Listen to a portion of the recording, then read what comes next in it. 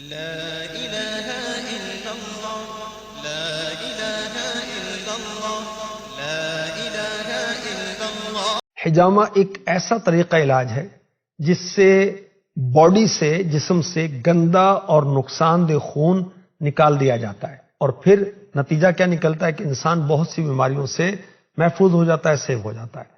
سینکڑوں سال پہلے سے بیماریوں سے چھٹکارا پانے کے لیے جدید طبی وسائل اور سہولتیں میسر نہیں تھیں، تو ان روایتی طریقوں سے بیماریوں سے نجات حاصل کی جاتی تھی۔ تو اس میں بہت ہی ایک ایفیکٹو طریقہ سمجھا جاتا تھا حجامہ۔ آج کل اس کو کپنگ تھراپی کہا جاتا ہے۔ حجامہ کی وجہ سے خون کی گردش بہتر ہوتی ہے، خون میں آکسیجن اور غذائی اجزاء میں بھی اضافہ ہوتا ہے، جلد کی صحت بہتر ہونا شروع ہو جاتی ہے۔ حجامے سے کیل، محاسوں اور ایگزیما جیسی جلد کی بیماریوں کے خطرات بھی کم ہو جاتے ہیں۔ سانس کی بیماریوں سے بھی شفا حاصل ہوتی ہے۔ کپنگ تھراپی یعنی حجامہ پچنا، اس سے سینے اور پھیپھڑوں کے تناؤ میں، کھچاؤ میں کمی آتی ہے، پھیپھڑوں کی کام کرنے کی صلاحیت میں اضافہ ہوتا ہے، اور اس سے کیا فائدہ ہوتا ہے کہ بلغم کو جسم سے خارج کرنے میں مدد ملتی ہے۔ اس کے ساتھ ساتھ حجامہ سانس کی نالی کو متعدی انفیکشن میں بھی مفید ہے۔ حجامہ سے جسم سے زہریلے مواد کا اخراج ہوتا ہے۔ فاسٹ فوڈ کثرت سے استعمال کرنے کی وجہ سے جسم میں زہریلے مواد جمع ہونا شروع ہو جاتے ہیں۔ حجامہ لگوانے سے زہریلے مادے کو خارج کرنے میں مدد ملتی ہے۔ دائمی تھکاوٹ سے بچنے کے لیے حجامہ ایک بہترین آپشن ثابت ہو سکتا ہے۔ حجامہ کو زخموں کا بہترین علاج بھی سمجھا جاتا ہے، کیونکہ اس کے ذریعے سے زخم کے مندمل ہونے یعنی جلد بھر جانے کا عمل تیز کیا جا سکتا ہے، کیونکہ حجامہ سے خون کے بہاؤ میں بہتری آتی ہے، جسم کو توانائی ملتی ہے۔ حجامہ کی مدد سے پٹھوں کے درد میں بھی کمی آتی ہے اور جسم کو سکون ملتا ہے۔ حجامہ کی مدد سے موٹاپے سے بھی چھٹکارا پایا جا سکتا ہے۔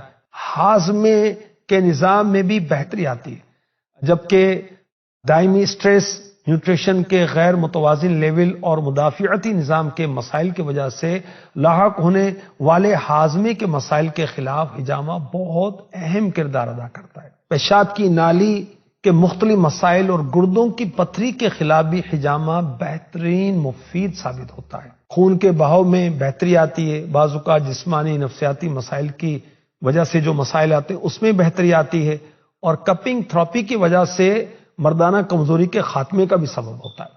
حجامہ کروانا سنت مبارکہ ہے۔ حدیث مبارکہ میں ہے کہ آخری نبی مکی مدنی صلی اللہ علیہ وسلم نے پچھنے لگوائے یعنی حجامہ کروایا۔ میرے آقا صلی اللہ علیہ وآلہ وسلم نے فرمایا کہ میں معراج کی رات فرشتوں کی جس جماعت کے پاس سے گزرا تو فرشتوں نے اللہ پاک کی طرف سے یہ حکم دیا کہ آپ اپنی امت کو پچنے لگوانے کا حکم دیں، حجامہ کا حکم دیں۔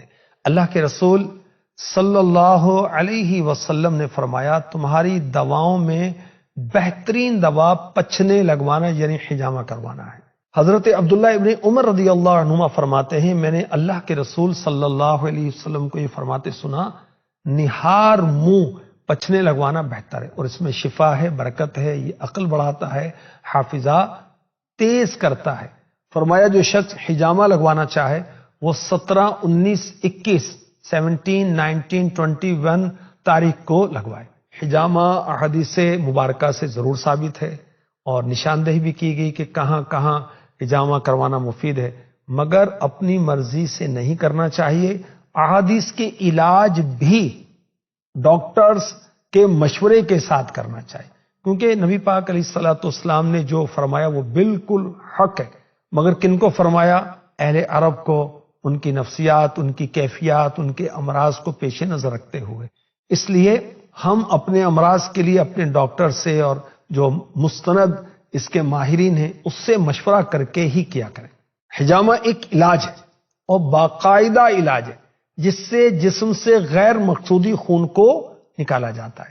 اب اس بات کو اس فن کے لوگ ہی پہچانتے ہیں، لہذا حجامہ کے لیے دیگر علاجوں کی طرح حجامہ کرنے والے کا ماہر ہونا ضروری ہے تاکہ فوائد حاصل ہو سکیں۔ اللہ صحت و